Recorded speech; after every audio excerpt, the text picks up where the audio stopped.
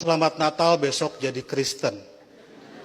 Saya tiap 10 November mengucapkan selamat Hari Pahlawan, besoknya saya tidak jadi Avengers.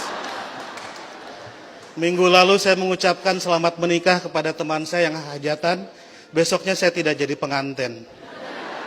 Dan berulang kali saya datang ke mahasiswa-mahasiswa kedokteran mengucapkan selamat, besoknya saya juga tidak jadi dokter.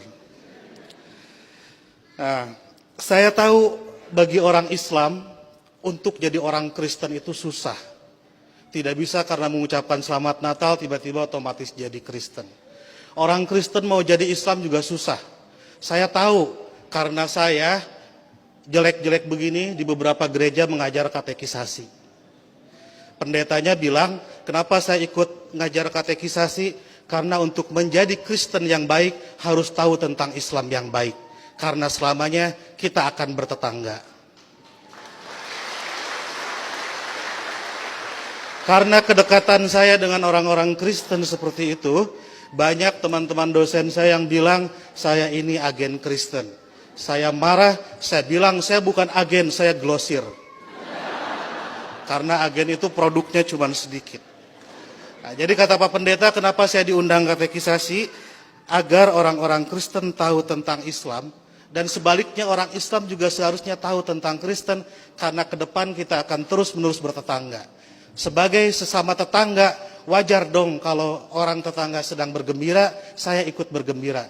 Itulah makna ucapan Selamat Natal. Saya turut bergembira terhadap saudara-saudara yang sedang bergembira di hari Natal ini. Masa nggak boleh? Itu seperti kalau ada teman saya ulang tahun, saya mengucapkan selamat ulang tahun karena dia sedang berbahagia. Dan apakah dia betul hari itu lahir, tanggal itu lahir, tahun itu lahir, saya nggak tahu karena saya tidak pernah ngecek akte kelahirannya. Kan tidak lucu, Bu. Kalau kita mau, ayo kita nyanyikan happy birthday, tapi tolong berkas-berkas aktenya lihat dulu. Itu keburu kehilangan mood. Jadi soal berbagi kebahagiaan itu tidak harus terlalu prosedural. Nah, lebih dari itu, saya menganggap orang-orang Kristen itu partner saya, mitra saya dalam melakukan kebaikan. Saya harus mendorong sebagai dai, sebagai pendakwah dalam Islam, saya harus mendorong orang Islam soleh, baik, taat dalam keislamannya. Dan saya juga harus mendorong orang-orang Kristen baik, soleh, taat dalam kekristenannya. Karena kalau masing-masing baik tidak akan ada terjadi konflik.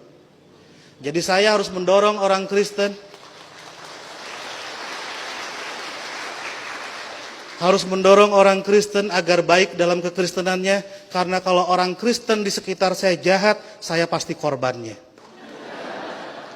Dan Bapak Ibu juga harus mendorong saya dan teman-teman Muslim menjadi Muslim yang baik, karena kalau saya jadi copet, Ibu Bapak jadi korbannya. Jadi puncak toleransi adalah pada saat saya nanti membangunkan Ibu Bapak gereja dan Ibu Bapak mengongkosi saya naik haji. Ya. Karena satu sama lain harus mendorong dalam kebaikan. Oleh karena itu saya selalu bersedih kalau ada teman-teman Kristen gerejanya ditutup.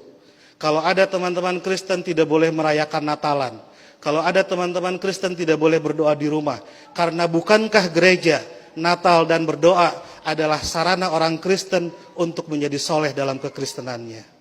Sebagaimana juga saya sebagai Muslim membutuhkan masjid, membutuhkan Idul Fitri, membutuhkan salat untuk membuat Muslim menjadi baik dalam kemuslimannya. Oleh karena itu, marilah kita sebagai sama-sama manusia mendorong satu sama lain agar baik, karena kita sama-sama diciptakan dari tanah. Kalau ada manusia yang tidak baik, mungkin dia dibikin dari tanah sengketa. Lebih dari itu, saya melihat kelahiran Kristus adalah berkah tidak hanya bagi orang Kristen, tapi juga untuk dunia. Karena dengan lahirnya Kristus, 3 miliar penduduk dunia menjadi beragama Kristen dan lebih berpotensi melakukan kebaikan dalam kekristenan itu. Dan Ibu Bapak harus juga mensyukuri kelahiran Nabi Muhammad, karena dengan lahirnya Nabi Muhammad, 2,5 miliar penduduk dunia menjadi Islam dan lebih berpeluang berbuat baik dalam keislamannya. Jadi Kristus dan Muhammad adalah mitra yang kita semua harus meneruskan itu. Saya kira yang haram itu bukan mengucapkan selamat Natal. Yang haram itu adalah mulut yang menyakiti hati sesama manusia. Sekali lagi, saya ucapkan selamat Natal, selamat berbahagia, dan agar saya tidak menyaingi pidatonya Pak Pendeta, saya akhiri. Dan sebelum saya akhiri, teman-teman santri saya bawa bunga Pak Pendeta, ingin membagikan kepada Pak Pendeta, petugas gereja, dan ibu bapak sekalian. Tapi karena bunganya tidak banyak, yang dapat hanya sebagian, yang lain insya Allah dapat bunga bank untuk belanja Natal. Boleh bagi bunga? Oke.